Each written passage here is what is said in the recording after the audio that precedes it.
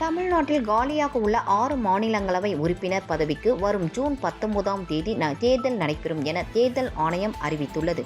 மாநிலங்களவை உறுப்பினர்கள் பாமகவின் அன்புமணி ராமதாஸ், திமுகவின் எம். சண்முகம், முகமது அப்துல்லா, பி. வில்சன், அதிமுகவின் என். சந்திரசேகரன், மதிமுகவின் வைகோ ஆகியோரின் பதவிக்காலம் வருகின்ற ஜூலை 24ஆம் தேதியுடன் நிறைவடைகிறது.